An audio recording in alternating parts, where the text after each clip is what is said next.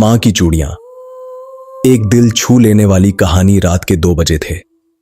कोटा की सड़कों पर धीरे धीरे सन्नाटा फैल चुका था, लेकिन एक छोटे से हॉस्टल के कमरे में अभी भी लाइट जल रही थी।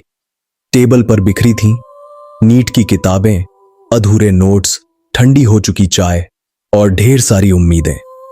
उस कमरे में बैठा था अमन।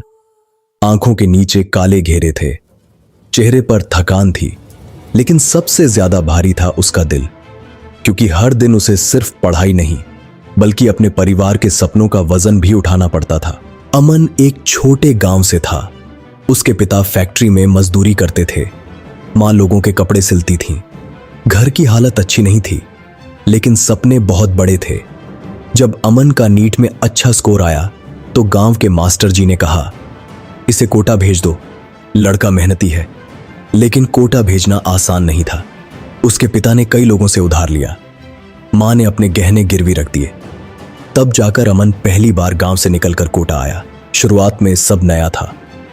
बड़ी बड़ी कोचिंग, हजारों बच्चे, हर किसी के हाथ में मोटी किताबें। अमन डर गया था। उसे लगा जैसे वो बहुत पीछे है। क्लास में बच्चे ऐसे सवाल हल करते थे जैसे खेल हो, और अमन वो कई बार बेसिक चीजों में अटक जाता था। धीरे धीरे उसका आत्मविश्वास टूटने लगा। हर रात मां का फोन आता, खाना खाया बेटा?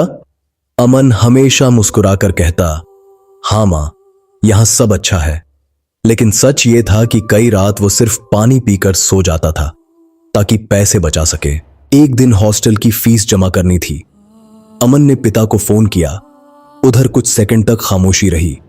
फिर पिता बोले, बेटा 2 दिन का समय मिल सकता है क्या? अमन समझ गया, घर में पैसे नहीं हैं। उस रात उसने पहली बार खुद को बोझ महसूस किया। अगले दिन क्लास में टेस्ट था। सब बच्चे पढ़ रहे थे, लेकिन अमन की आंखों में सिर्फ अपने पिता का झुका हुआ चेहरा घूम रहा था। टेस्ट खराब गया, बहुत खराब। रैंक आई, AIR बैच रैंक 4721। टीचर ने सबके सामने कहा, ऐसे नंबर आएंगे तो सरकारी कॉलेज भूल जाओ। पूरी क्लास हंस रही थी। अमन चुपचाप बाहर निकल गया। उस रात उसने पहली बार सोचा, शायद मैं डॉक्टर बनने लायक नहीं हूं। रात के 11 बजे उसने मां को फोन किया। आवाज कांप रही थी, मां, मुझसे नहीं होगा। उधर कुछ देर खामोशी रही। फिर मां धीरे से बोली, बेटा वीडियो कॉल कर। अमन ने कॉल किया। मां सिलाई मशीन चला रही थी। उनकी आंखें लाल थीं, लेकिन चेहरे पर मुस्कान थी। अमन बोला, मां, आप अभी तक जाग रही हो? मां हंस पड़ी। अगर मेरा बेटा डॉक्टर बनने के लिए जाग सकता है तो उसकी मां थोड़ी देर और काम नहीं कर सकती? अमन की आंखें भर आईं। फिर अचानक उसकी नजर मां की कलाई पर गई। चूड़ियां नहीं थीं। वो चौंक गया। मां, आपकी चूड़ियां? मां ने जल्दी से हाथ छुपा लिया। अरे पुरानी थीं। लेकिन पीछे से पिता की आवाज आई, तेरी हॉस्टल फीस भरनी थी बेटा। बस इतना सुनना था कि अमन अंदर से टूट गया। उस रात वो बहुत रोया, इतना रोया कि किताबों पर आंसू गिरते रहे। और उसी रात उसने खुद से वादा किया, अब हार नहीं मानूंगा। उस दिन के बाद अमन बदल गया। अब वो सिर्फ एक स्टूडेंट नहीं था, वो अपने मां बाप की उम्मीद बन चुका था। सुबह 5 बजे लाइब्रेरी, दिन भर क्लास, रात भर रिवीजन। कई बार नींद में किताब पर ही सिर गिर जाता, लेकिन फिर मां की खाली कलाई याद आ जाती और वो वापस पढ़ने लग जाता। धीरे धीरे टेस्ट में नंबर बढ़ने लगे।